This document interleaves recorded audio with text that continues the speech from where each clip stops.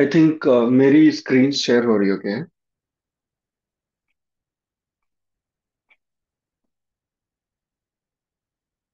है ना, बता दो एक बार। असर हो रही है।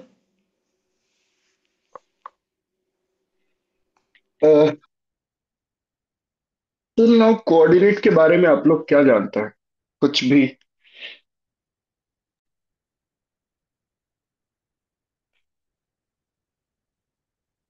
हम्म।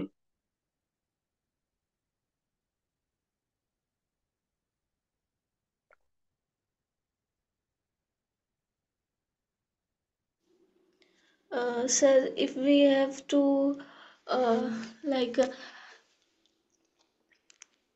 uh, हाउ मच, मतलब कितने डिस्टेंस पे अगर कोई चीज़ है हमारे हमारे रिस्पेक्ट में या फिर अर्थ पे कोई, तो हम्म। उसको हम कोऑर्डिनेट ज्योमेट्री से मतलब कोऑर्डिनेट्स निकाल सकते हैं। अपने आप को ओरिजिन मान के, किसी चीज़ को एक ओरिजिन मान के, और कोई भी ऑब्जेक्ट कितनी दूरी पर है उस ओरिजिन से। डिफाइन कर सकते हैं। हाँ। ठीक है। आयुष।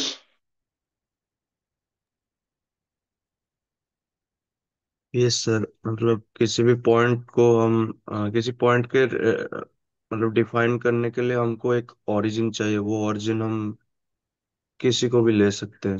मतलब अभी हमको भी कंसिडर कर सकते हैं, कोई भी बिल्डिंग हो गया या कहाँ पर भी। अगर किसी का स्पीड भी नापना है, वेलोसिटी भी नापना है, तो वही हम्म। कोऑर्डिनेट के ऊपर ही सब डिपेंड करता है। अभी हम कोई सरफेस एरिया का, मतलब कोई एक नॉर्मल, हम अगर किसी का सरफेस एरिया भी नापना चाहते हैं कि कुछ हम्म। भी हो जाए, वही कोऑर्डिनेट ज्योमेट्री से भी हम नाप सकते okay. But we are saying that कि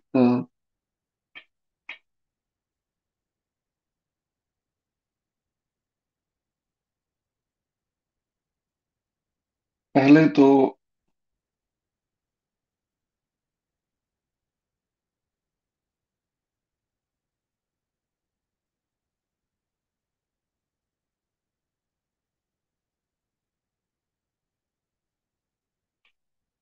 कोऑर्डिनेट सिमेट्री।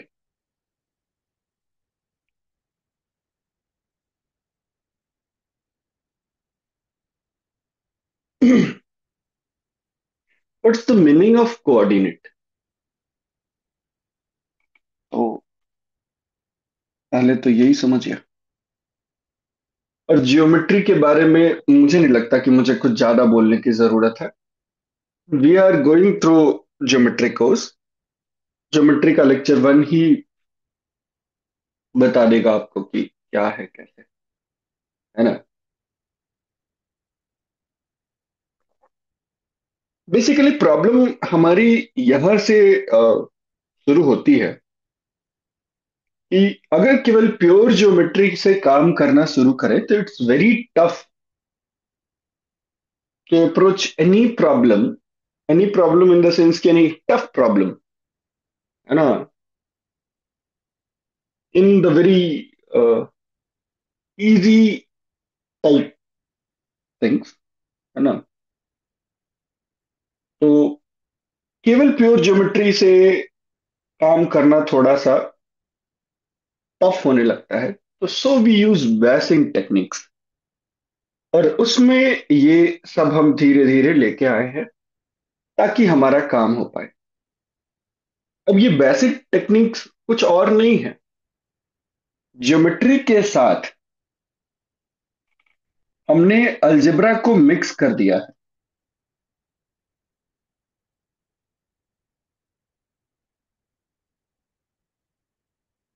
तो ज्योमेट्री जब अलजेब्रा के साथ आती है तो मेरा काम शुरू होता है। जैसे अगर ट्रिग्नोमेट्री के साथ आती है तो दैट्स कॉल्ड ट्रिग्नोमेट्रिक बेसिंग।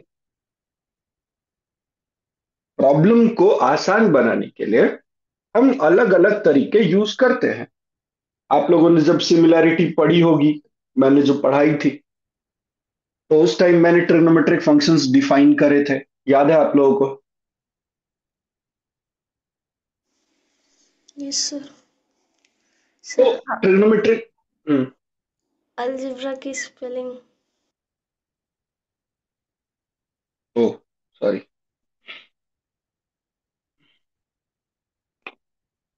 तो अ,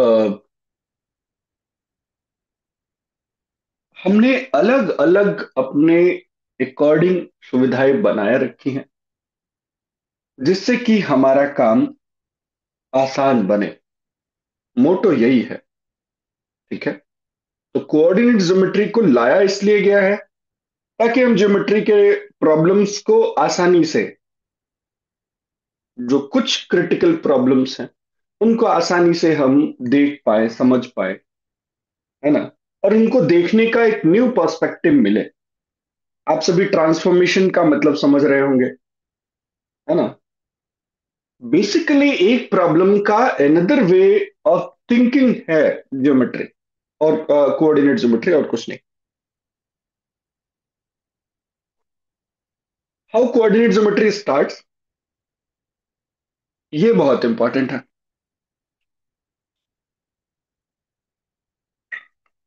तो हिस्ट्री में जाने की मुझे कोई जरूरत इसके लिए नहीं है। हिस्ट्री इज बोरिंग सा हो जाएगा लेक्चर के लिए। Let's start by the words coordinate.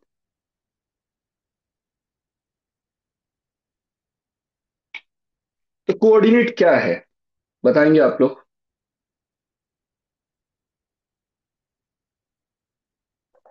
Coordinate का मतलब क्या है?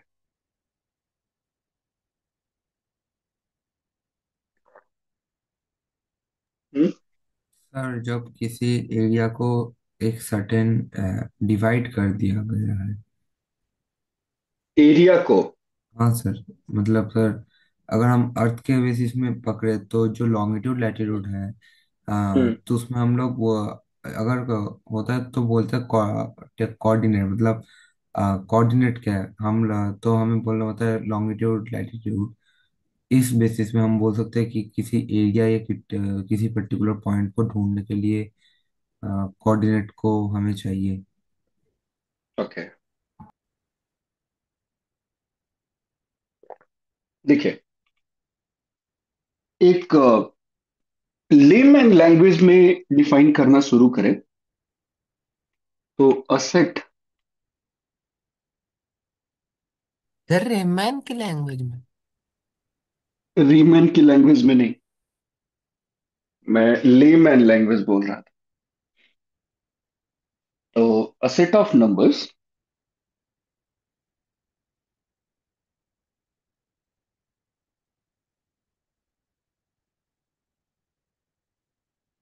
that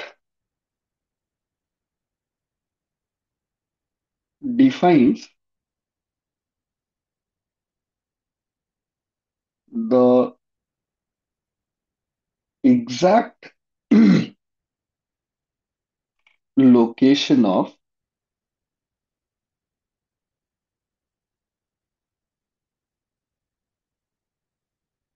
a point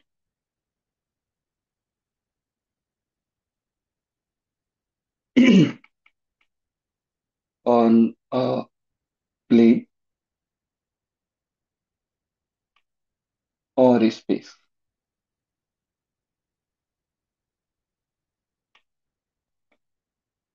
हमारा सिंपल सा मोटो है कि भाई मुझे एक सेट ऑफ नंबर्स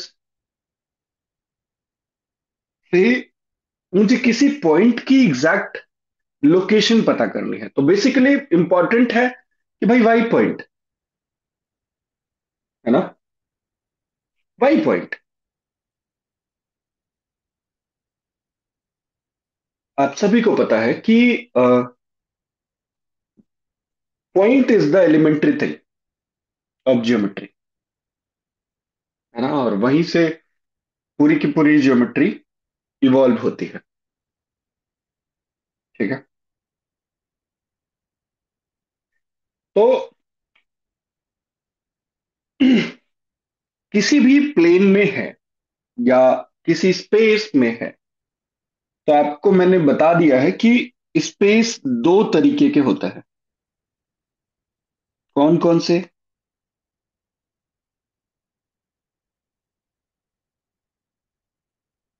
हम्म।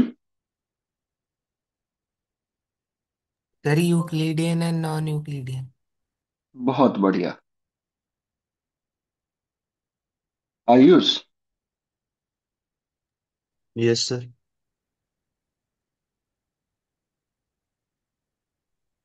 ये सारी चीजें, इनके मीनिंग्स सब कुछ पता है ना तुम्हें,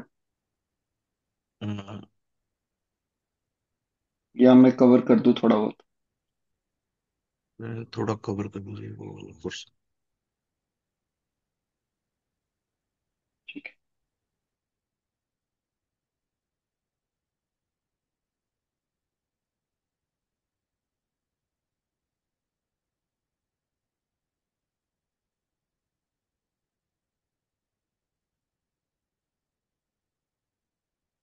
आप लोगों को पता नहीं होगा, मैं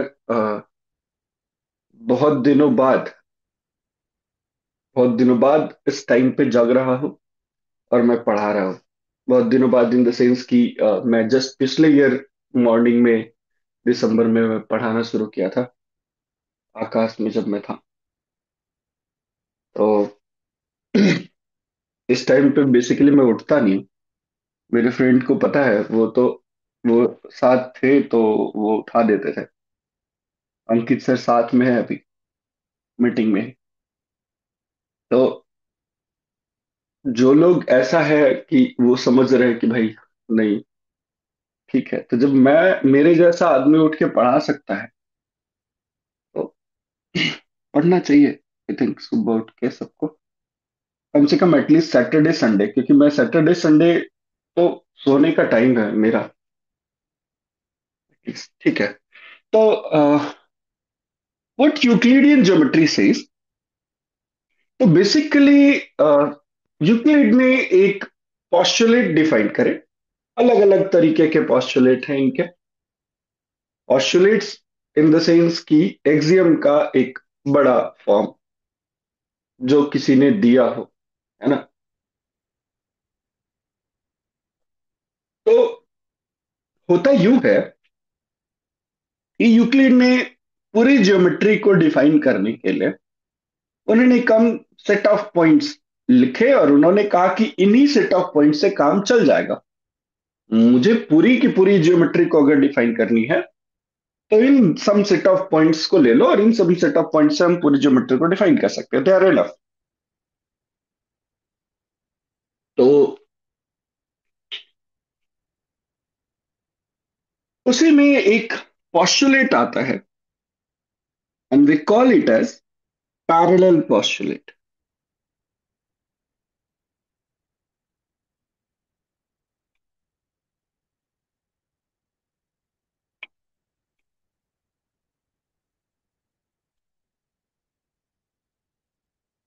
अब ये पैरेलल पॉस्टुलेट क्या है?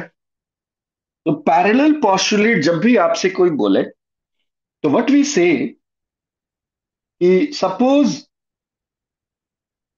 इसकी बहुत सारे फॉर्म्स हैं, उसमें से बहुत सारे नहीं, मतलब कुछ ही फॉर्म्स में ये देखा जा सकता है। Suppose we have a line and we have a point outside this line, तो यूक्लिड सेज कि इट इज वेरी एक्सियोमेटिक कि इस पॉइंट से इस लाइन के रिस्पेक्ट में एक ही पैरेलल लाइन ड्रॉ की जा सकती है। गेटिंग माई पॉइंट, मैं क्या कह रहा हूं? यस। अच्छा जी। किसी को दूसरे लैंग्वेज में ट्रांसफॉर्म किया जा सकता है। मैंने क्या कहा? If we have a point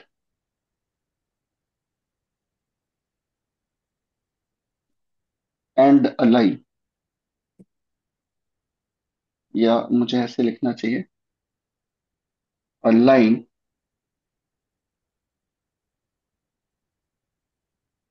and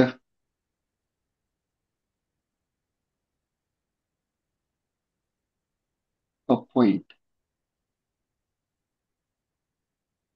not on the line.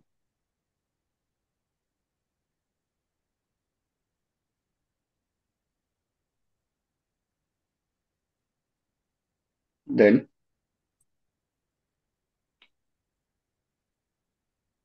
only one line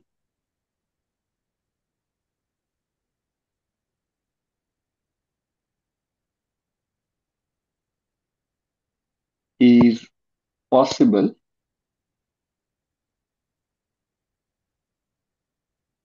which will be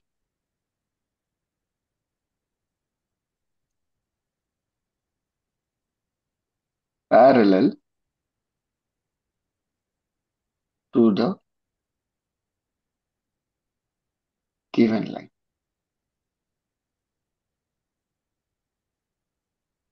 और आप सभी को पिक्चर के हिसाब से दिख रहा होगा, ये मेरी गिवन लाइन है एल, ये मेरा गिवन पॉइंट है पी। तो इससे एक ही लाइन आपको दिख रही है।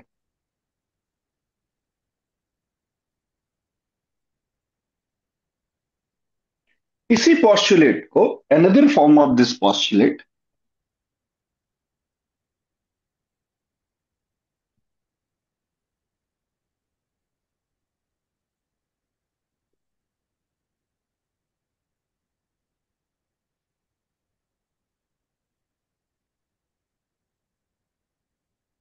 was what?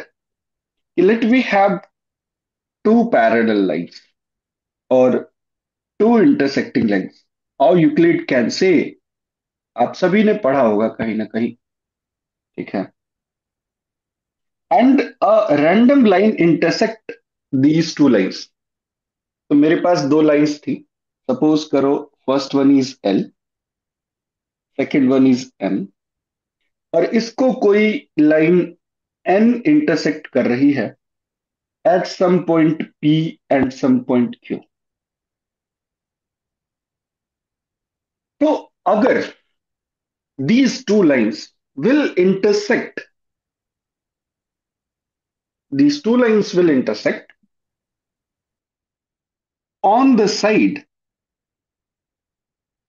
where these two angles sum.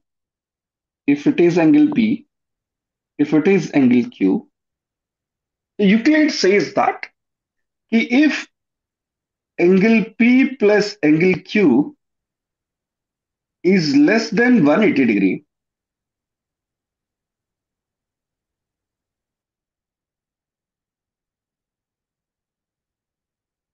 then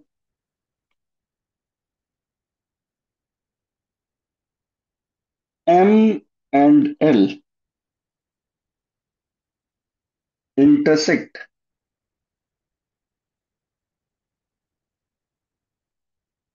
on the very same side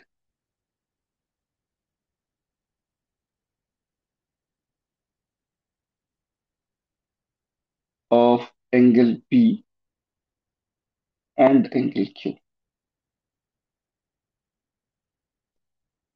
इन्होंने कहा कि अगर एंगल P और एंगल Q का सम 180 से कम है, तो जिस साइड कम है उस साइड ही ये दोनों लाइंस इंटरसेक्ट करेंगे। Got my point? Yes yes sir. Sir. इसी बात को भाई बगल बगल वाले लोग, बुजुर्ग लोग उसे ऐसे समझ गए कि सर देखो, बात यूं है कि linear pair have how much angle?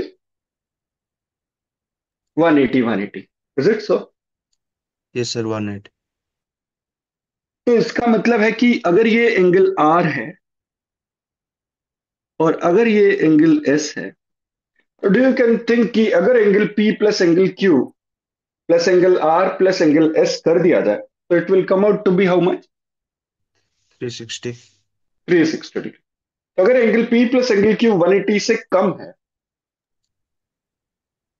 तो what about angle R plus angle S? It will be greater than 180। Yes, that will be greater than 180। इसका मतलब दूसरा तरीका ये भी है कि जिधर ये 180 से ज्यादा है तो नॉन इंटरसेक्टिंग साइड बता देगा।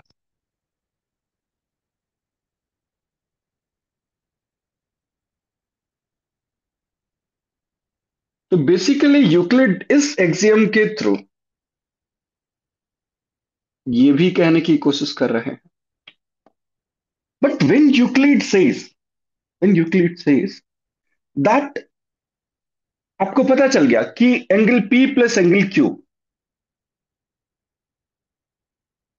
है ना, अगर angle P plus angle Q is less than 180 तो उधर इंटरसेक्ट कर जाएगा। अगर angle P plus angle Q greater than 180 तो उधर इंटरसेक्ट नहीं करेगा। अच्छा, खास बात यह है कि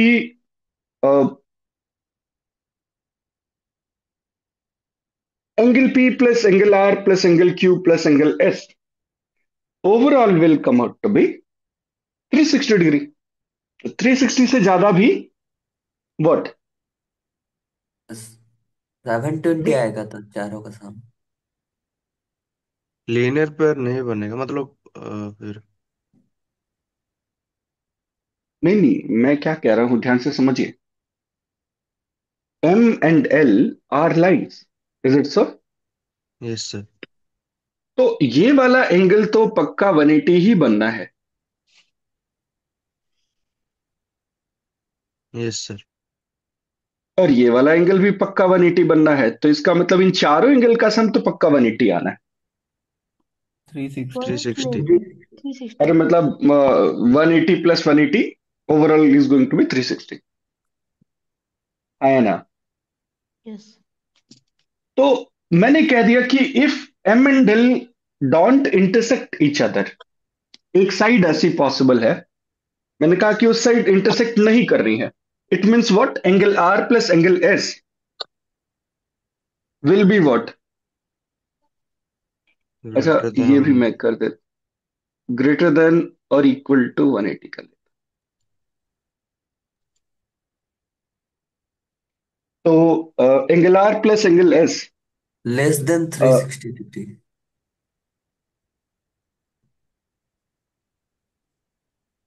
लेस देन 360, ठीक है। मैं ऐसे कह रहा हूं, ध्यान से देखिए। अ, आपको पता है कि नॉन इंटरसेक्टिंग साइड कैसे पता करता है? अगर इन दो एंगल्स का सम 180 के बराबर या 180 से ज्यादा है तो वी विल सी कि उधर इंटरसेक्ट पक्का नहीं करेगा। मैंने कहा नहीं, दोनों साइड इंटरसेक्ट नहीं कर रहा है। अगर दोनों साइड इंटरसेक्ट नहीं कर रहा है तो one is this, another is this, यही पॉसिबिलिटी है। This is angle R, angle P, angle Q, angle R, angle S. तो angle P plus angle Q, suppose it is angle T, will be what? Greater than और equals to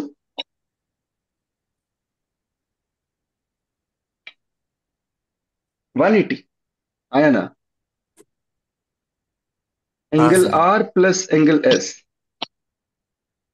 will be what?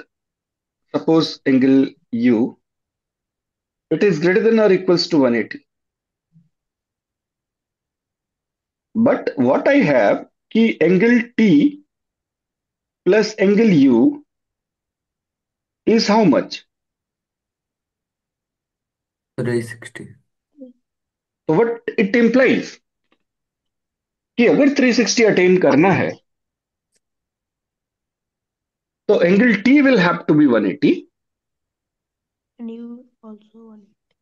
Yes, angle T will have to be 180 degree. and angle U will also have to be 180 degree, है ना? तो इस तरीके से, इस approach के through Euclid का पैरेलल पोस्टुलेट इस तरीके से भी समझा जा सकता है। अभी थर्ड तरीके भी मैं दे ही देता हूं। मैंने कहा कि ये था लाइन, और ये है मेरा गिवन पॉइंट, और इससे मैंने एक लाइन ड्रॉ कर दिया। ये suppose we have this line L, suppose we have this point P. तो इसी पॉस्टुलेट को दूसरे तरीके से भी देखा जा सकता है कि अगर angle P plus angle Q is coming out to be 180 degree, तो angle P plus angle R आपको दिख रहा है यहां पे, देखो, angle P plus angle Q is 180 degree, angle S plus angle Q is 180 degree. It implies what?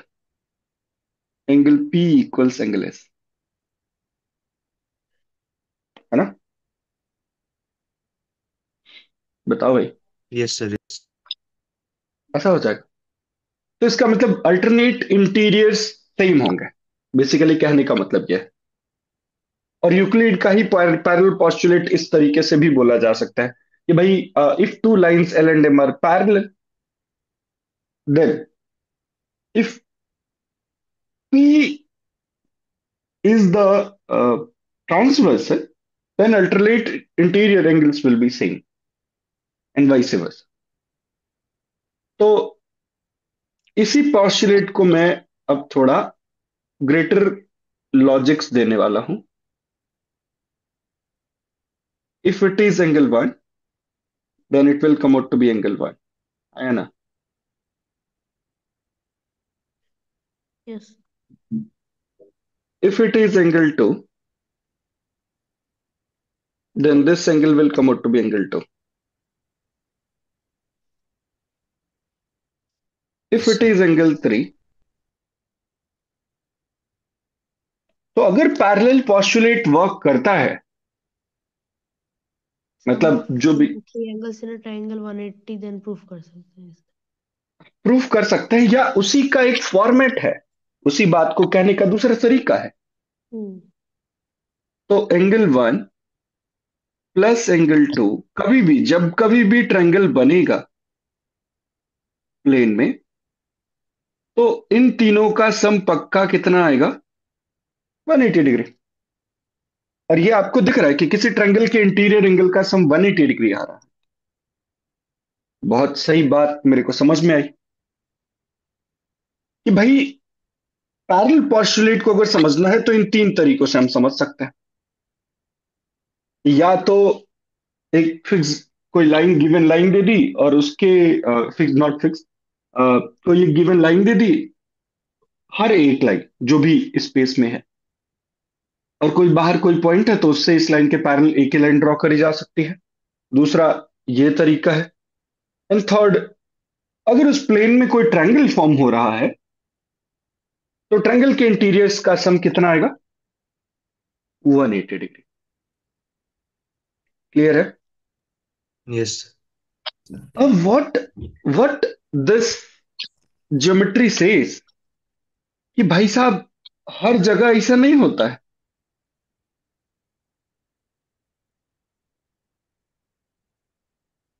Suppose we are on the sphere, and suppose this is north,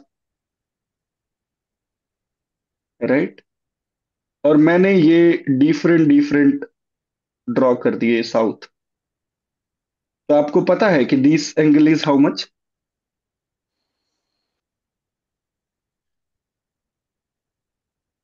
line कैसे draw करता है? परपेंडिकुलर। यस, यहाँ पे क्या आपको दिख रहा है? यहाँ पे क्या चल रहा है? सम 180 से ज्यादा होगा इस ट्रायंगल का। यस। वो परपेंडिकुलर दोनों ही तो 180 हो जाएगा। तो हम्म। सर अगर हम एन और एस को एक सीधी लाइन बनाएंगे तो वो परपेंडिकुलर नहीं बनेगा। क्यों नहीं बनेगा? ये सीधी लाइन ही है। आपको क्या लग रहा है कि ये मैंने कुछ दूसरा बना रखा है क्या? कर्व थोड़ी ना बन रखा है ये। Yes sir. ओ। ये मैंने बताया था, अगर आप लोगों को याद हो, तो yes it sir. Is the shortest path, है ना, एन से एस तक जाने का। आप ग्रेटर सर्कल बनाओ ऐसे,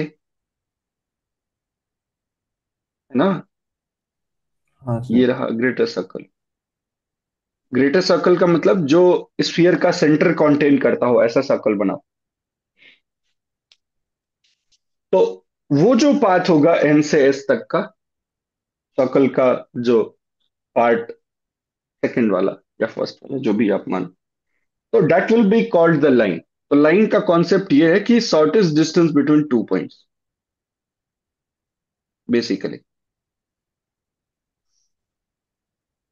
ठीक है, आते हैं अपने काम पे। तो यहां पे ये चीजें हो नहीं रही हैं। उसका मतलब वो जो जियोमेट्री यूक्लिड ने बताई थी, वो यहां पे वैलिड नहीं नहीं। है। एक और कर लेते हैं थोड़ा सा। सर क्या ये 3D ज्योमेट्री है?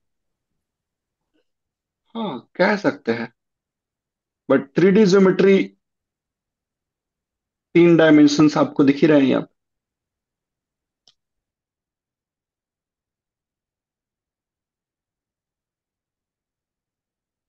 मान लो मैंने ऐसा कुछ बना दिया एक, और इसमें मैंने थ्री पॉइंट्स ले लिए, है ना।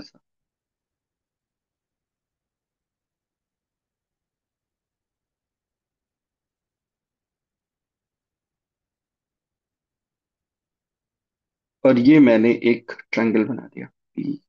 ये इस इसमें ही है, ऐसे डायरेक्टली नहीं है ना, वो प्लेन को टच करता हुआ आ रहा है, ऐसा कुछ। P, Q and R. तो यहां पे भी ये होल्ड नहीं कर रहा है। बेसिकली कहने का मतलब ये है कि जब भी हम पेज फोल्डिंग करते हैं, ऐसा कुछ मैंने बताया होगा अगर आपको याद हो, तो दो पार्ट्स बनेंगे सेमी ट्रायंगल के, है ना। एक ऐसा बन सकता है फोल्डिंग के बाद, और एक अब साइड में भी तो बन सकता है। अगर पेपर ऐसे फोल्ड किया है, तो दो साइड होंगे पेपर के। वन पार्ट इज दिस, ऐसे वाला, ये वाला पार्ट, है ना, और ये वाला पार्ट इज दूसरा वाला। तो यहां पे अगर आप कोई ट्रायंगल बनाते हो, अब ऐसा ही क्यों ट्रायंगल बन रहा है? क्योंकि शॉर्टेस्ट लाइन की वजह से, लाइन की कॉन्सेप्ट की वजह से। बात समझ में आ रही है? Yes sir. आप ये नहीं बोल सकते कि भाई सर क्या बात कर रहे हो सर, आप लाइन बनाओ ना सर। तो भैया लाइन का कॉन्सेप्ट ही है कि shortest distance between two points. तो वो इस स्पेस को एंट्री मार के थोड़ी ना दूसरी जगह पहुंच जाएगा। तो आपको ये दिखा कि भाई जैसे ही मैंने पेपर को थोड़ा सा फोल्ड किया, फोल्ड इन द सेंस कि थोड़ा सा मोड़ दिया थोड़ा सा, तो ये ज्योमेट्री वैनिश हो गई, है ना। Yes sir. Yes. This geometry is called non Euclidean geometry.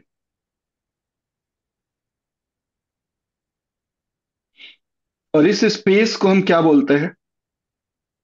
Non Euclidean space. Non Euclidean space.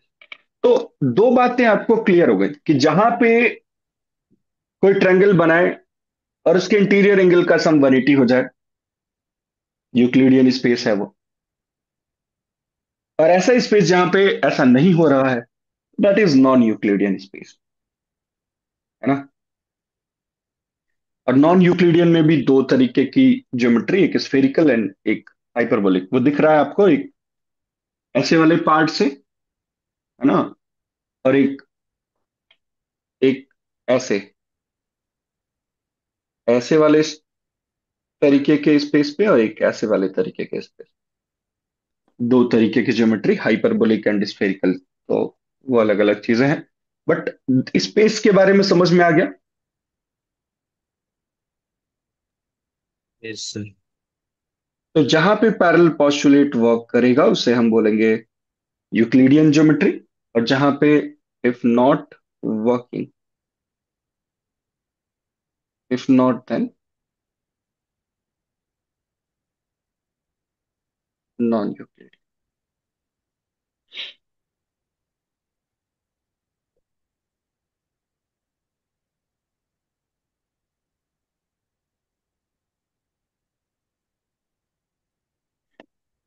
सही बात है।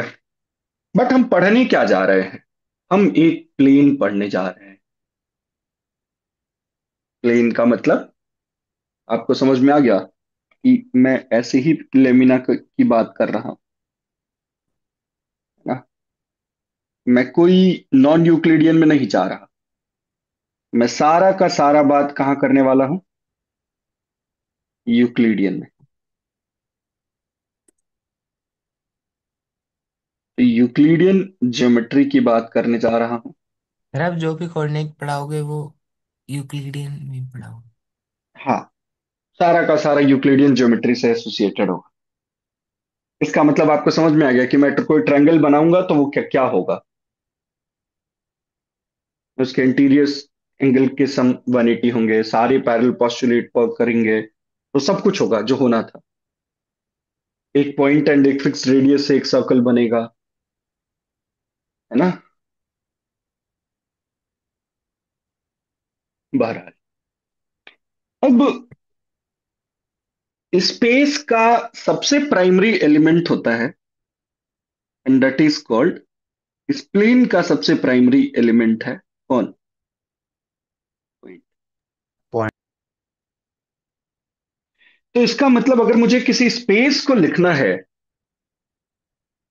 तो how space can be written?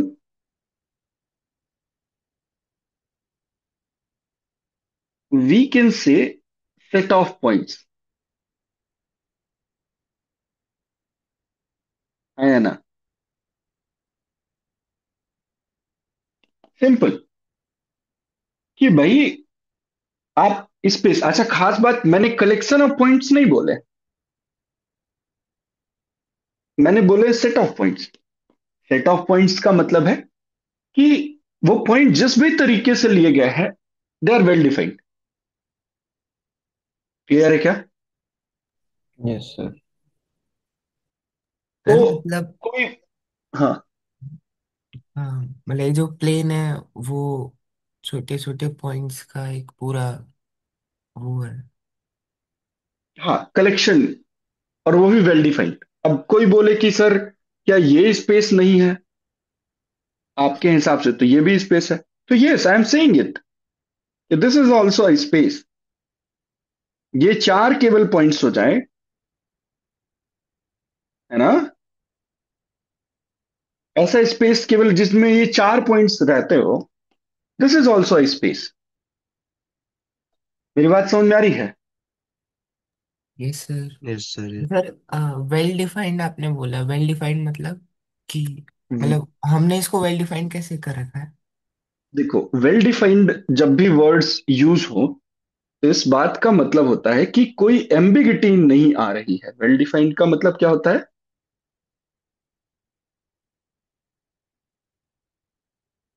No ambiguity. मतलब एक ही चीज बार बार नहीं आ रहा। नहीं, एम्बिगिटी का मतलब होता है संशय, शक।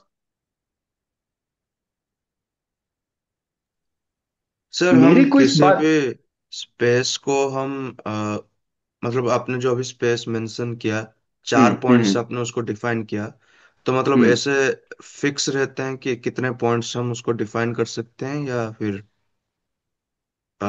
सारे सारे पॉइंट्स डिफाइन होंगे। ऐसा कोई ओके स्पेस नहीं जिसमें का पॉइंट डिफाइन ना हो। ओके ओके मतलब इसलिए मैं हमको लेमन पूरा पॉइंट से डिफाइन करना पड़ेगा, सारे के सारे पॉइंट्स उसके सब के अंदर। सब। Okay sir. आगे जाके आप कॉलेज, जो लोग फर्स्ट ईयर में जाएंगे, नॉट फर्स्ट ईयर के बाद, तो उन्हें एक सब्जेक्ट पढ़ने को मिलेगा, मेट्रिक स्पेस एंड टपोलॉजी। तो रियल एनालिसिस में, सॉरी, हाँ, एनालिसिस में ही पढ़ने को मिलता है कि मेट्रिक स्पेस है, सर जहां पे एम्बी मेट्रिक। बताओ। सर एम्बिग्यूटी मतलब? एम्बिगिटी का मतलब कंफ्यूजन। मतलब जहां दो पे मेरे पॉइंट को, के हाँ, दो पॉइंट के बीच कोई कंफ्यूजन नहीं है। नहीं नहीं नहीं नहीं, मैं ये नहीं कह रहा, ध्यान से समझिए। There is no ambiguity in inclusion and exclusion.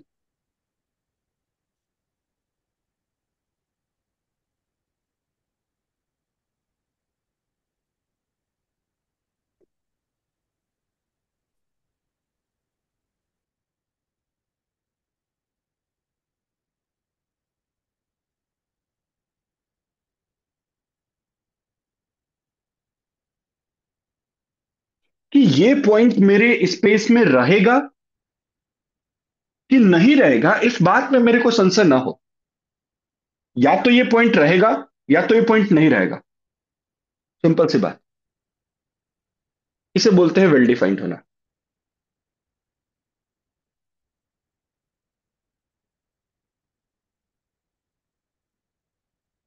बोलो, बात समझ में आई? Yes sir. यस।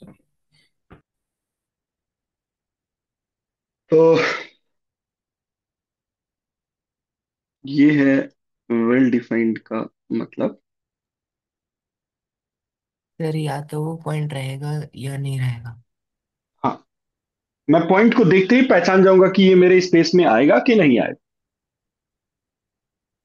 क्योंकि बात वो में मेरे को, क्योंकि वो हाँ, पॉइंट उस स्पेस पर होगा। नहीं नहीं नहीं नहीं, मैं ये नहीं कह रहा, ध्यान से सोचो। मैं कलेक्शन की बात कर रहा, एक कलेक्शन है कोई, मान लो, है ना? जैसे मान लो collection of prime minister of India, तो उसमें राहुल गांधी आएंगे कि नहीं आएंगे? Former prime minister of India. No sir. नहीं आएंगे। अच्छा, वेदांत आएंगे कि नहीं आएंगे? No sir. Prime minister Modi, Modi ji आएंगे कि नहीं आएंगे? हाँ सर, यस सर। आएंगे। नहीं तो आएंगे सर, फॉर्मर की बात। फॉर्मर की बात हो रही है। हैं? देख रहे हो?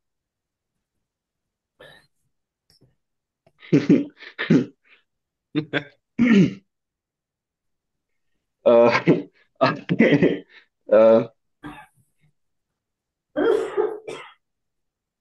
तो आपके पास कोई कंफ्यूजन नहीं है। बेसिकली कहने का मतलब ये है, कौन आएगा कौन नहीं आएगा इस बात में बहुत क्लियर हो। Lal Bahadur Shastri, yes sir. जय, वो आएंगे। तो इन सभी बातों में कोई कंफ्यूजन ना हो, इसी बात को हम बोलते हैं वेल डिफाइंड। ज्यादा इस बात को बड़ा नहीं करना है, तो नहीं तो फिर हम काफी सारे डाइवर्स टॉपिक्स में चले जाएंगे, उसका कोई मतलब नहीं है। आज शुरू सर, कर रहे हैं। आप बताओ। मेरा एक डाउट नहीं था, लेकिन मेरे 6:30 बजे से बोर्ड की ट्यूशन रहते हैं। Can I leave now? Sure. Thank you sir.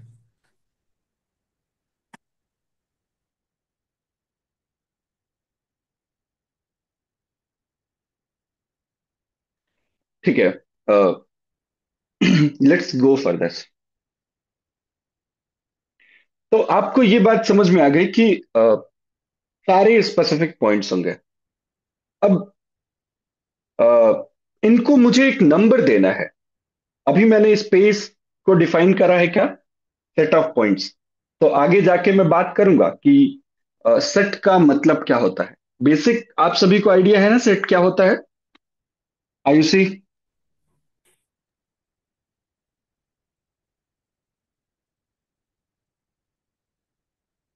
गायब? Yes sir. Yes sir. Set क्या होता है बच्चे? अ, सर किसी चीज़ को अगर कलेक्शन में लिखना हो तो हम उसे सेट करते वेल डिफाइंड जो वेल डिफाइंड जैसे कलेक्शन को हम सेट बोलते इस हैं। तो इसका मतलब सेट को जब लिखना होता है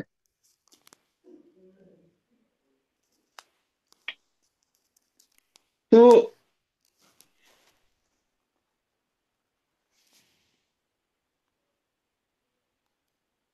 कैसे लिखते हैं?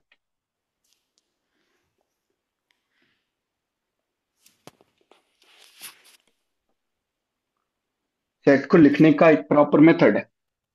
यस सर करली ब्रैकेट में हम लिखते हैं करली ब्रैकेट में अगर एलिमेंट्स को लिखते हैं। और दूसरा? यस सर और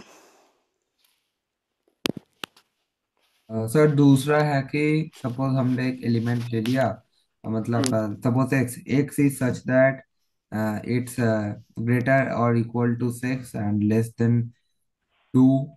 ऐसा अगर स्टेटमेंट लिख के हम लोग बना सकते हैं। एक रूस्टर फॉर्म और एक है set set builder set form. Builder.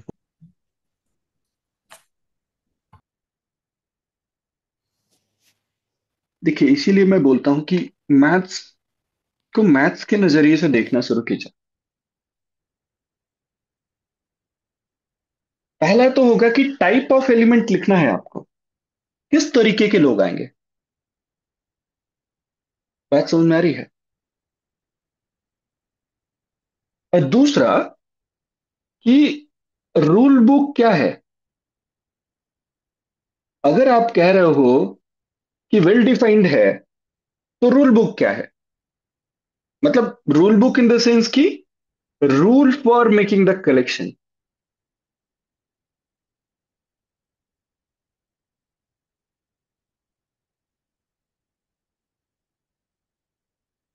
और सेट। बात मेरी समझ में आई? Yes sir. तो किसी भी सेट को लिखने का ये सबसे इंट्यूटिव वे है, जिसे हम सेट बिल्डर फॉर्म बोलते हैं। सेट को बिल्ड करने का एक तरीका है ये। तो किसी भी सेट को लिखने का ये क्लासिकल मेथड है। भाई टाइप ऑफ एलिमेंट लिख दो और रूल बुक बता दो कि भाई ये होना चाहिए। तो अभी फिलहाल के लिए मैं टाइप ऑफ एलिमेंट्स की बात कर रहा हूं कि चलो पॉइंट्स आएंगे। मुझे पता हो गया कि पॉइंट आने हैं, बट भाई पॉइंट को मुझे लिखना है। मुझे स्पेस के सारे पॉइंट्स को लिखना है, पहली तो जिम्मेदारी मेरी यही है। बाद में हम सोचेंगे कि रूल बुक क्या होगा क्या नहीं होगा। बट अभी तो पहला डिसीजन यही पेंडिंग है कि भाई पॉइंट लिखना है मेरे को। अब सवाल उठता है कि एक मैं इंट्यूशन दे रहा हूं आप लोगों को।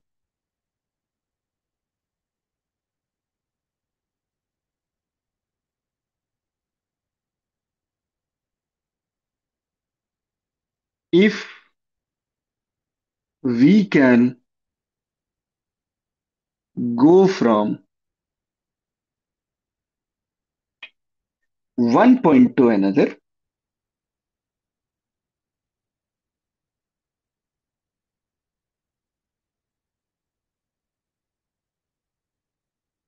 By any idea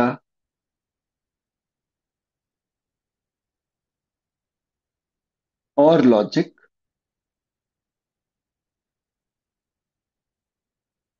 then we can go from any point to any point.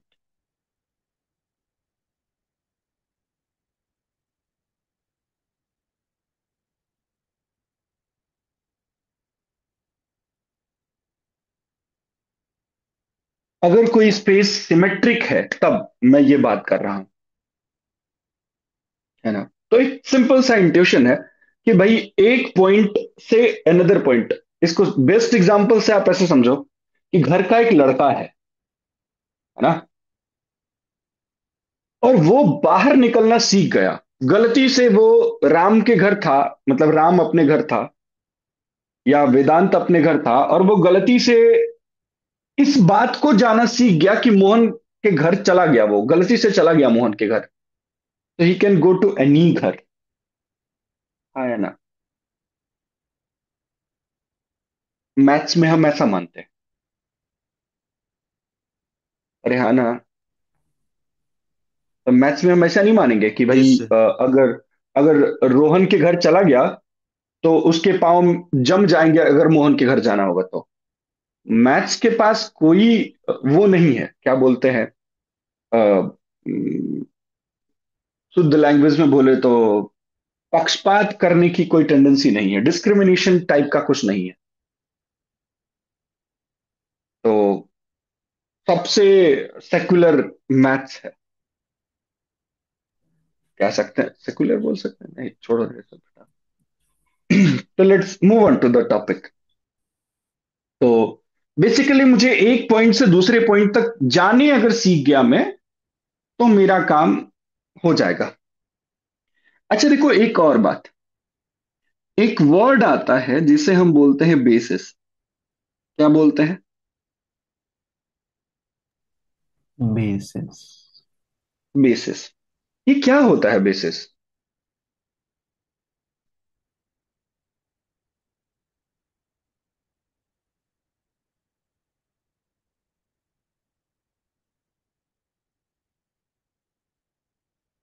हम्म। जैसे मैं एक सिंपल से लॉजिक से आपको समझाऊं कि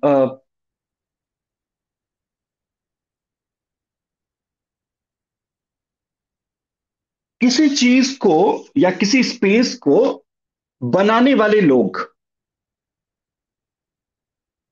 तो क्रिएटर ऑफ स्पेस कह सकते हैं। पॉइंट्स।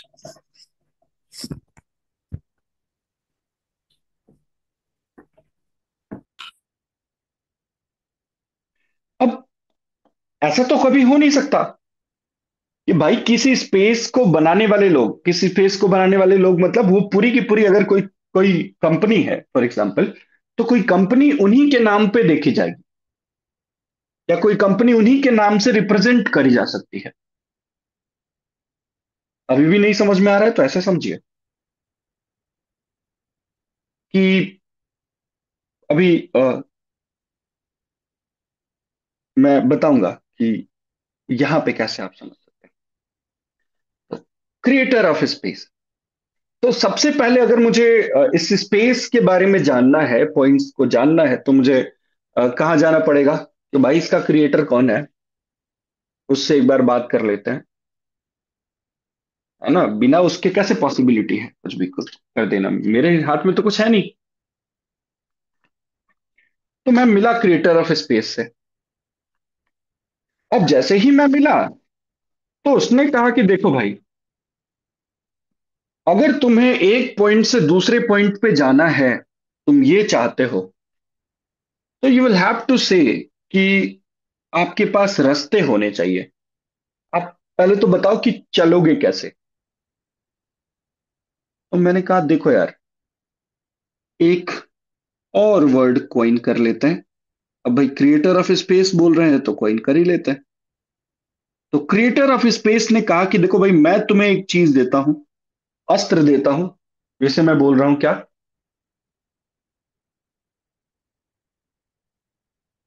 डायमेंशन। डायमेंशन क्या है? तो एक्सेस लोग बोल देते हैं, बहुत सारी चीजें हैं, बट डायमेंशन, एक्सेस, या अ,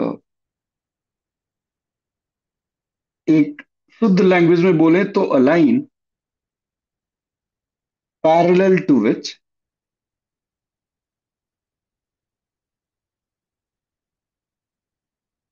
वी कैन ट्रेवल।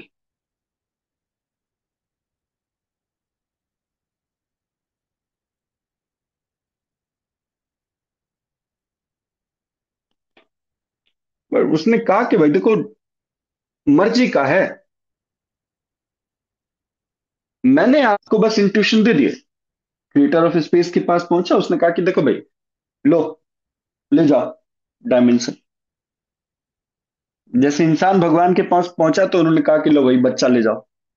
इंसान भगवान का रूप होता है, सॉरी, इंसान भगवान का रूप होता है, बच्चा भगवान का रूप होता है, वैसा कुछ। तो डायमेंशंस,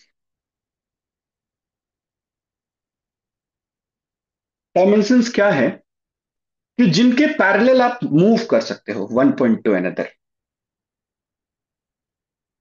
राइट। अब नाउ इफ समवन सेज कि यूनी डायमेंशन है, सारा का सारा स्पेस कैसा है, अगर मैंने कह दिया कि यूनी डायमेंशन है, तो यूनी डायमेंशन का मतलब क्या है बच्चा लोग? सिर्फ एक डायरेक्शन एक में ही ट्रैवल कर डायमेंशन। सकते हैं। या तो अगर ये सम पॉइंट पी पे है, तो वो या तो इधर जा सकता है या तो इधर जा सकता है, इसी डायमेंशन के पैरेलल जा सकता है। तो सपोज करो if any one is at P, तो वो किधर जा सकता है? या तो इधर के सारे पॉइंट्स को हम डिफाइन कर सकते हैं, या इधर वाले। क्या हम इस पॉइंट पे पहुंच सकते हैं? No sir. कभी नहीं पहुंचेंगे। तो अगर पी से मुझे आर पे पहुंचना है, तो एक डायमेंशन से तो काम नहीं बनेगा। नहीं बनेगा। तो let's go for another dimension. एक चीज बता दी मैंने कि इसके पैरेलल हम मूव कर सकते हैं, एंड दूसरा मैंने कहा कि भाई इसके पैरेलल हम मूव कर सकते हैं।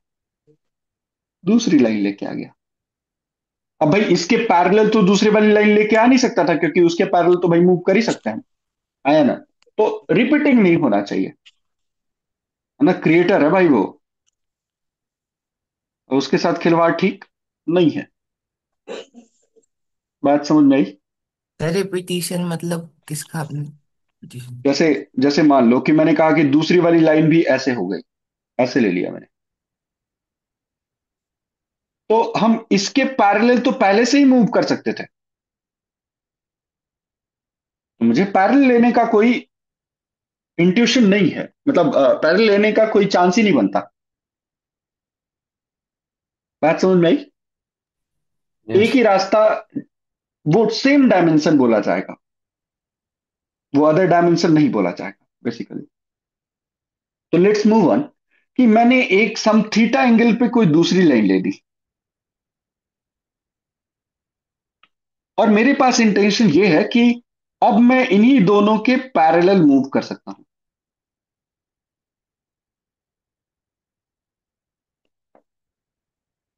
नाउ इस पॉइंट को हम बोलते हैं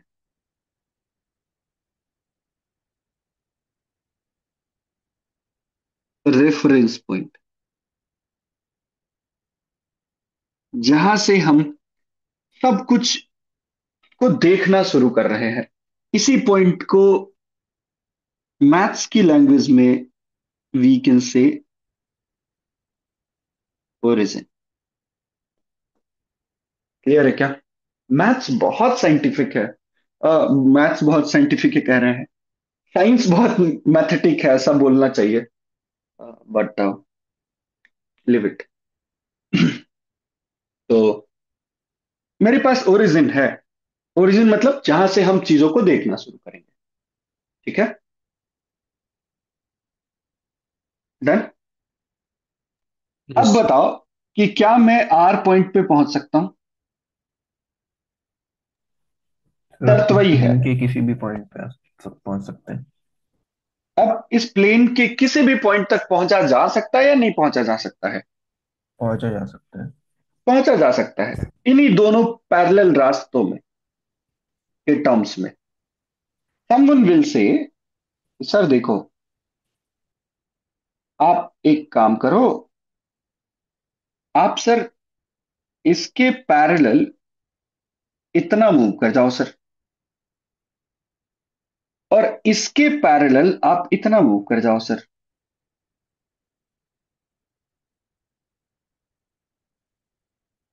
क्या दिख रहा है? Yes sir. तो मैं पहुंच गया कहां पे? इस पॉइंट आर पे। इसका मतलब अब इस प्लेन का हर एक पॉइंट वी कैन डिफाइन। अगर मैं एक और डायमेंशन बढ़ा दूं तो और ज्यादा नंबर ऑफ पॉइंट्स को मैं डिफाइन कर सकता हूं, और एक थर्ड डायमेंशन बढ़ के आएगी। तो मैंने इस ये जो दो डायमेंशंस लिए हैं, जिनके बीच का एंगल देखो मैंने मेंशन किया है at random any angle theta. मैंने कोई 90 वाइंटी नहीं लिया है। मेरी बात समझ में आ रही है? Yes sir. Yes sir. इसको हम नाम दे रहे हैं एक्स एक्सिस, और इसको हम नाम दे रहे हैं वाई एक्सिस।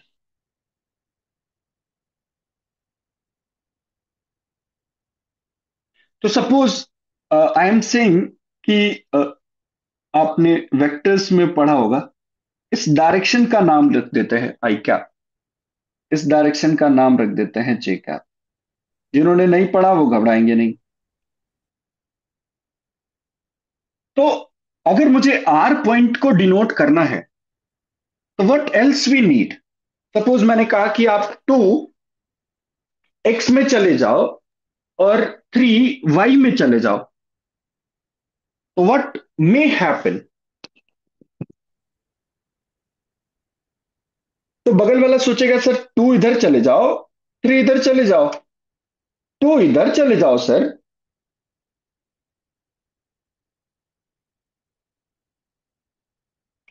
3 इधर चले जाओ, है ना?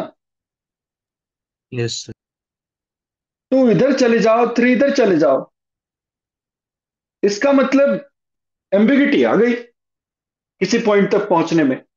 इसका मतलब ये जो काम हम कर रहे हैं ये वेल डिफाइंड तो पक्का ना है, राइट? हाँ यस सर। सर। अब यस इस बात को हम खत्म कैसे करें? Sir by positive defining the और direction, negative. Positive axis and negative axis. Yes. इसका मतलब देयर नीड्स अनदर थिंग, और जिसे हम बोलते हैं साइन कन्वेंशन लेके आओ। साइन कन्वेंशन क्यों लेके आ रहे हैं? To remove ambiguity. यस। और अदरवाइज दूसरे सेंस में बोले तो वी कैन से कि भाई साहब यूनिकनेस पॉइंट के डेफिनेशन में हम लेके आ रहे हैं इसके थ्रू। तो एक्सिस के पास दो चीजें हमने करी भाई, पॉजिटिव एक्सिस और नेगेटिव एक्सिस, जिससे कि मैं अपना काम आसानी से और बिना किसी एम्बिगिटी के साथ कर पाऊं। नाउ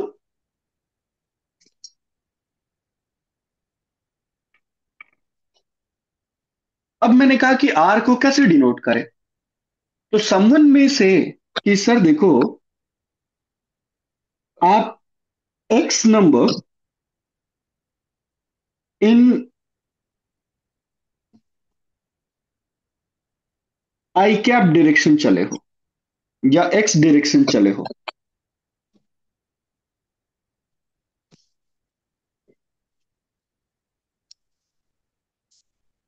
आप मुझे ये बता दो। और वाई इन वाई डायरेक्शन चले हो, आप मुझे ये बता दो। वाई डायरेक्शन एक्स डायरेक्शन कहने का मतलब है पॉजिटिव ऑलवेज। पॉजिटिव। आप मुझे ये बता दो, मैं आर पे पहुंच जाऊंगा। बेसिक फंडा तो यही है ना अपने पास, कि आप मुझे ये चीज इन्फो दे दो, मैं आर पे पहुंच जाऊंगा, है ना? Yes sir. तो मुझे चाहिए, इसीलिए मैं रिप्रेजेंट कर रहा हूं X and some number Y. इससे मैंने इस पॉइंट आर को रिप्रेजेंट करना शुरू किया इस पेयर से। अच्छा, ये पेयर कैसा है? तो ये पेयर ऐसा है कि जो ऑर्डर्ड है। अब भाई, अगर अगर ऑर्डर्ड नहीं रखेंगे तो गड़बड़ी आ जाएगी कि नहीं आ जाएगी? Yes sir. बगल वाला कभी इसको, पहले वाले को एक्स बोलेगा, दूसरे वाले को वाई, तो एक्स वाई और वाई एक्स का कोई फर्क नहीं रह जाए। बट एक्स वाई और वाई एक्स का फर्क है, हाँ या ना? Yes, हाँ। sir.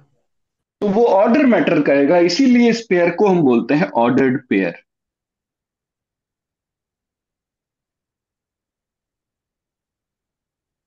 डन। Yes sir. तो हम एक ऑर्डर्ड पेयर से एक पॉइंट को रिप्रेजेंट करेंगे इस स्पेस का, जहां पे एक्स क्या है? तो एक्स के बारे में लिख देते हैं real number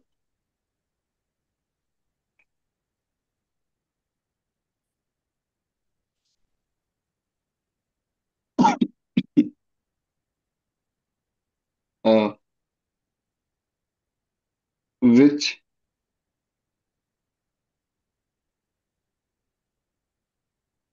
is associated with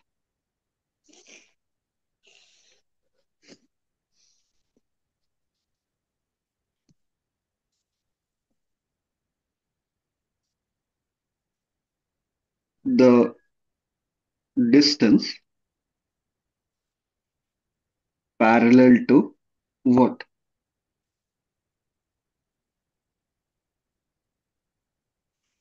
Axis। Clear है क्या? रियल नंबर क्यों बोल रहे हैं? क्योंकि भाई मुझे हर एक पॉइंट तक पहुंचना है। अगर नेचुरल बोल देता तो केवल इंटीजर पॉइंट्स पे ही पहुंच पाता, First और वो quadrant. भी, हाँ, फर्स्ट क्वाड्रेंट। मैं सारे पे पहुंचना चाहता हूँ, इसीलिए मैंने बोला कि रियल नंबर कोई भी डिस्टेंस चलेगा। और समझ में बात आई? कुछ लोग ऐसा भी बोलते हैं कि डिस्टेंस विथ साइन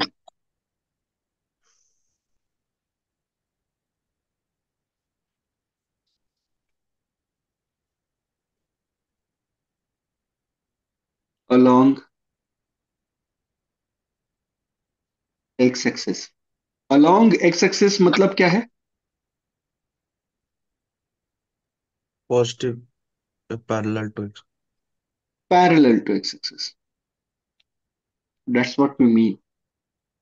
तो इसे हम बोलेंगे X. Same with Y also, आप वाई पे भी काम कर सकते हैं।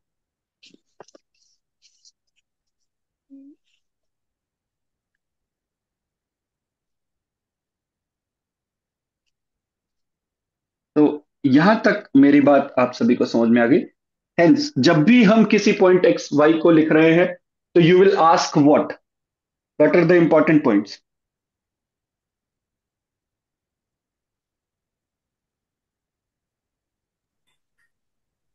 सर कि हमने कितना डिस्टेंस एक्स और वाई एक्सिस में ट्रैवल किया। वो तो दे ही दिया मैंने, एक्स और वाई। पूछोगे In क्या? which direction? अब भैया, एक्स और वाई दे ही दिया, तो X will go for parallel to X direction, Y will denote या is associated with parallel to Y direction. मतलब बेसिकली ऐसे लिख सकते हैं। तो एक्स वाई दिया जाए तो सबसे इंपॉर्टेंट पूछने वाला पॉइंट क्या है, जो आपको पूछना चाहिए? ओरिजिन से डिस्टेंस। नहीं, सर कि कहाँ पे वो है। वो तो मिल गया ना बच्चे, X comma Y. Sign sir. नहीं, यहाँ पे ध्यान से देखिए आप लोग। थीटा कितना है। यस। आपको नहीं लगता मैंने कुछ अब्रप्ट बोल दिया? No sir. मतलब वो पहले से बताएगा नहीं क्या, मतलब स्टार्टिंग में ही कि अगर पॉइंट्स डिफाइन किया है तो बता ही देगा ना, मतलब उसका ओरिजिन टाइप कैसा टाइप का है, कि वो एंगल के हिसाब से वो ओरिजिन ले रखा है या मैं वही बोल रहा हूँ कि जब भी कोई आपको दे तो आप उससे पूछो कि भाई एक्सिस क्या वही स्टैंडर्ड एक्सिस ले रहे हो आप, या इससे काम चल जाएगा? मतलब कितने डिग्री एक्सिस के बीच का एंगल है? बात समझ में आई? आया ना? ये। और आईएसआई सीएमआई वाले बहुत स्पेसिफिक हो जाए इस बात को लेके कि they can give any degree between the lines, और वो आपसे पूछ सकते हैं कि चलो भाई 2 पॉइंट के बीच की डिस्टेंस बता दो। Yes sir, yes sir. ठीक है? तो इसीलिए मैं बहुत सब्जेक्टिव हो रहा हूँ सारी चीजों में। तो first of all you will ask कि सर एक्सिस के बीच का एंगल क्या है? आप स्टैंडर्ड ले रहे हो तो चलो 90 डिग्री पे हम काम करेंगे। अभी क्यों 90 डिग्री पे काम करेंगे वो बात आगे समझेंगे, बट ठीक है, हमने पॉइंट्स डिफाइन कर लिए स्पेस का। आया ना? Yes sir. तो इसका मतलब वो गिवन, मतलब वो देंगे जब भी आपको, तो दे विल से कि X Y is the point and axes are inclined at angle omega, जो भी वो आपको देते हैं, और वो अपना स्पेस बन जाएगा। आप लोग भी अपने अपने स्पेस का नाम रख सकते हैं। मतलब अ, मैं अपने स्पेस का नाम रख सकता हूँ Akash space, when axes are inclined at angle 60 degree, और उस स्पेस का सर्कल हो सकता है दूसरे स्पेस का, मतलब अलग अलग चीज कुछ बन सकता है। तो बहरहाल अभी फिलहाल के लिए मैं उस पर नहीं जा रहा। आप सभी को दिखेगा कि वो ट्रांसफॉर्मेशन ही तो है सर। नहीं,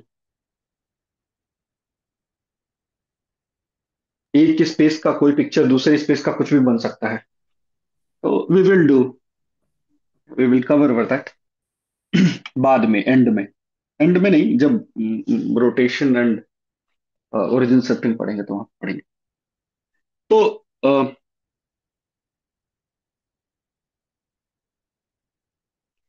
वी हैव इन्फो, और इसे ही बेसिस बोलते हैं। कौन है बेसिस? इस पूरे स्पेस को जनरेट करने वाला कौन है?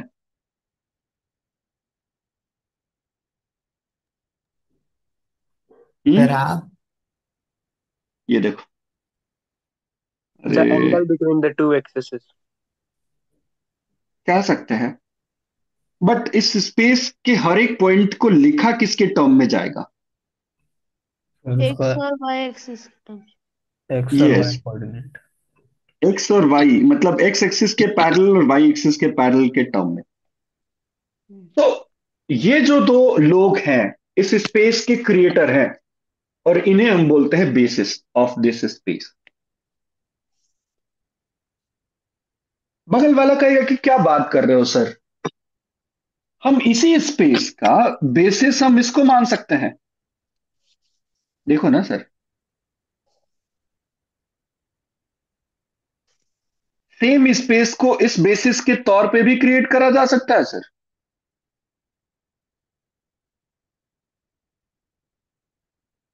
देखो, क्या स्पेस बदला?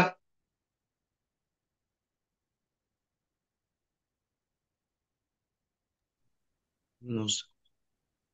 स्पेस नहीं बदला, क्या बदल गया? ओरिजिन। ओरिजिन। ओरिजिन बदल गया, लेकिन स्पेस सेम है। आया ना? कुछ भी नहीं बदला स्पेस का, सब कुछ सेम है, बस केवल ओरिजिन शिफ्ट कर गया। तो इस प्रोसेस को हम बोलते हैं shifting of origin. Shifting of origin से क्या नहीं हो रहा है और क्या हो जा रहा है? Origin change हो जा रहा है और स्पेस सेम रह रहा है। यस, और मुझे यही चाहिए कि मैं डिफरेंट डिफरेंट नजरिए से एक स्पेस को देख पाऊं, क्योंकि मैं जब तक डिफरेंट डिफरेंट नजरिए से एक स्पेस को नहीं देख पाऊंगा तब तक सॉरी, तब तक मैं उस तरीके की चीज जनरेट नहीं कर सकता जो मैं अभी चाह रहा हूँ। तो ठीक है, this is called shifting of origin. अब एक बात बताओ मुझे, मैं बना लिया, पॉइंट्स लिखना सीख गया, हाँ या ना?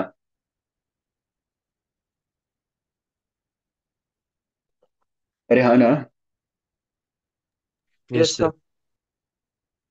अभी मुझे एक और चीज चाहिए, ध्यान से देखिए। आ जाता हूँ यहाँ पे, क्या चाहिए और?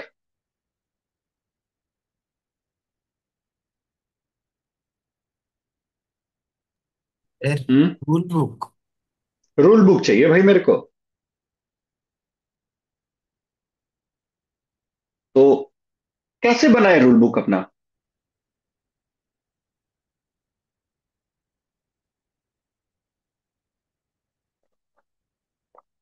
मेरा रूल बुक क्या होगा? सर एक्स एक्स भी वाई रियल रियल और नंबर वाई टू भी बिलोंग। रियल। हम्म, ये तो मैंने पहले ही कोऑर्डिनेट डिफाइन करते ही वक्त सब कुछ दे दिया है। रूल बुक क्या होगा? Rule book in the sense कि एक पॉइंट को दूसरे पॉइंट से लिंक करने का कुछ तो होना चाहिए हमारे पास,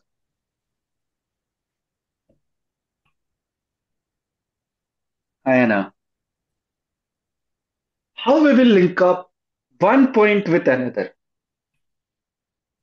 So there must be a concept of distance there, है ना? हाँ यस सर। यस। बिना डिस्टेंस के कॉन्सेप्ट के मैं एक पॉइंट को दूसरे पॉइंट से लिंक कर ही नहीं सकता, है ना?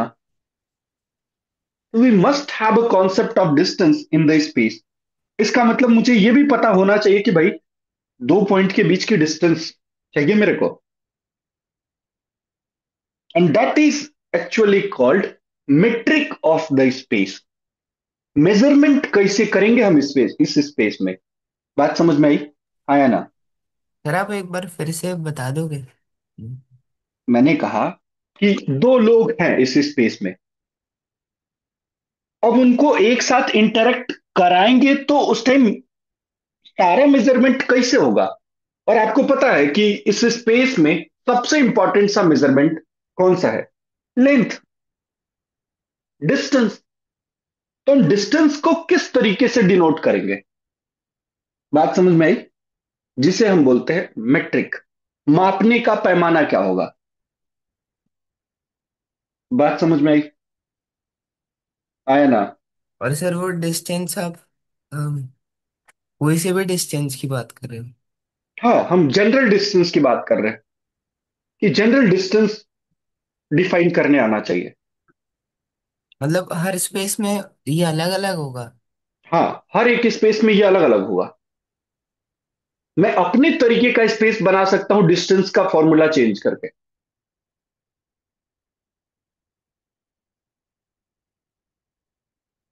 बात समझ में आई? मापने का पैमाना ही चेंज कर दूं तो सब कुछ नहीं बदल जाएगा आपको? Yes sir.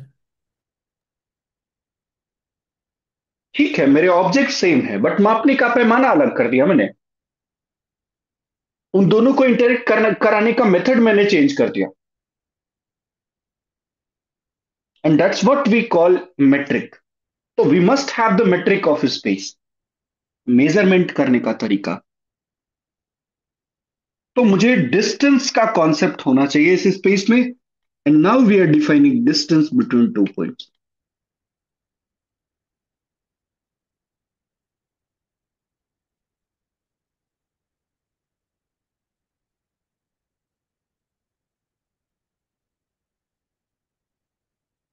तो suppose we have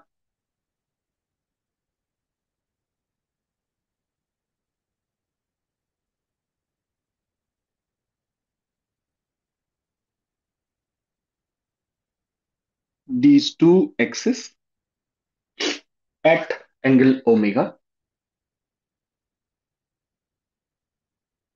and we have one point, suppose it is x1 comma y1,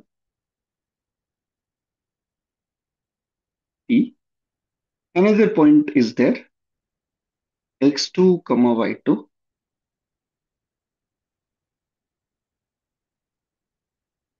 आपको पता है कि पैरेलल के थ्रू हम पहुंचेंगे यहाँ पे।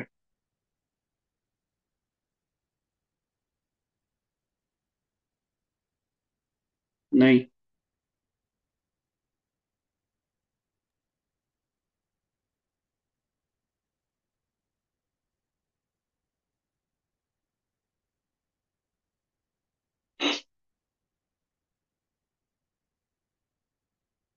वो सब या गायब हो गए वो सब।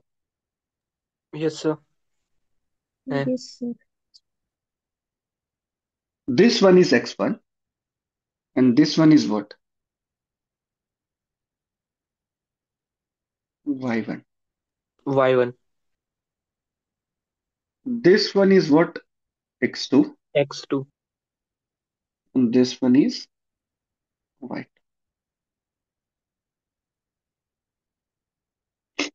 So what about this pm? x2 minus x1 x2 minus x1. What about this qm? y2 minus 1। मुझे निकालना क्या है? pq। नहीं आया ना? Yes sir. तो in triangle P Q M दो साइड्स तो पता है, पीएम एंड क्यूएम पता है ना? Yes sir. अगर ये ट्रायंगल यूनिक बनेगा या नहीं बनेगा? Yes sir. तो ये ट्रायंगल अगर यूनिक है तो इसका मतलब उन दो साइड्स के बीच का एंगल भी हम किसी तरीके से पता कर सकते हैं। I minus omega. Sir 180 minus होएगा। 180 yes, minus one omega. Eighty minus omega, pi minus omega.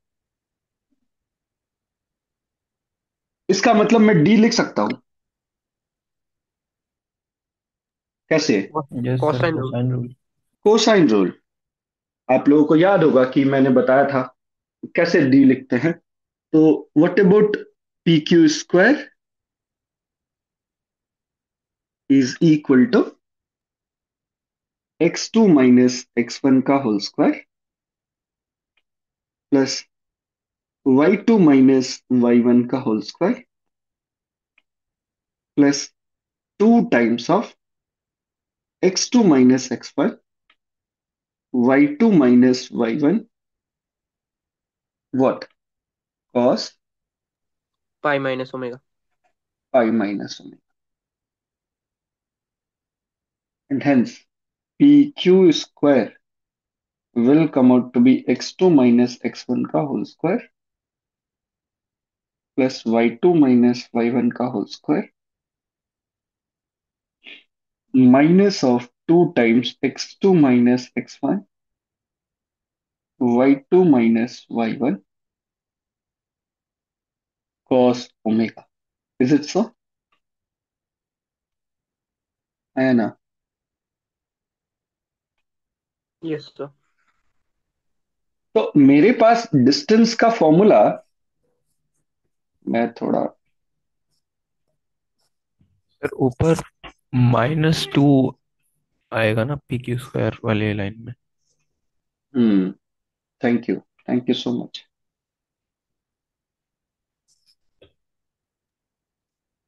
ये minus, here we will have plus. Plus हो सर जाएगा लास्ट में सर। प्लस हो जाएगा फिर।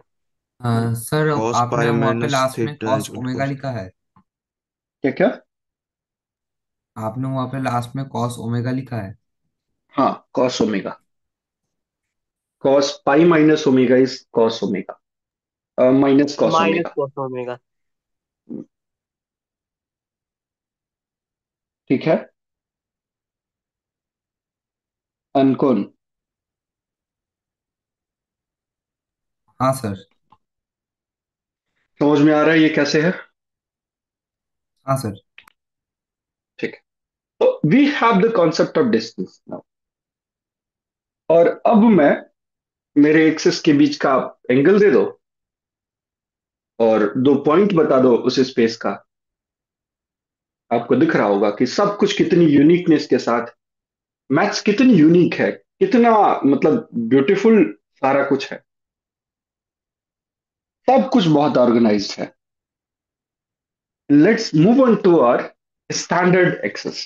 वाई स्टैंडर्ड, और स्टैंडर्ड वर्ड का मतलब क्या है?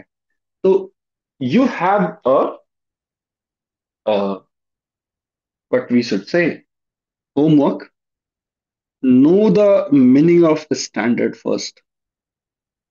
सर आपने गलती से cos pi minus omega cos omega लिख दी। नहीं बच्चे, मैंने माइनस कॉस ओमेगा ही लिखा है। नहीं मतलब जो आपने नेगेटिव, एन कॉन को अच्छा समझाने ओ, के thank you thank you. Minus cos omega, standard का मतलब क्या है? जब भी मैं बोलूं कि स्टैंडर्ड इक्वेशन है ना, जनरल इक्वेशन, तो एक और वर्ड है, जनरल वर्ड का मतलब क्या है? ये दोनों चीजें आप पढ़ेंगे, अ, खोजेंगे, क्योंकि मैं कल पूछूंगा आपसे। स्पेसिफिक मैंने कर दिया omega 90 degree, what will happen?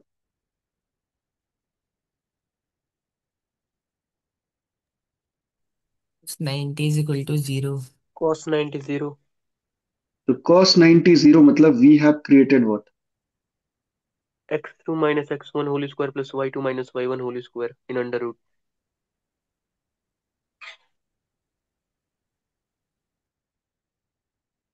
And I think आप थोड़े, अब आपको थोड़ा बहुत मतलब अच्छा लग रहा होगा कि हाँ ये सब कुछ पढ़ा लिखा है थोड़ा बहुत। Yes sir. तो हाँ इतना कुछ होने के बाद कोऑर्डिनेट ज्योमेट्री शुरू होती है, और वाई ओमेगा इज 90 डिग्री, तो हम बात करेंगे कल। ठीक है, तो अभी फिलहाल के लिए एक बार अटेंडेंस ले लेते हैं।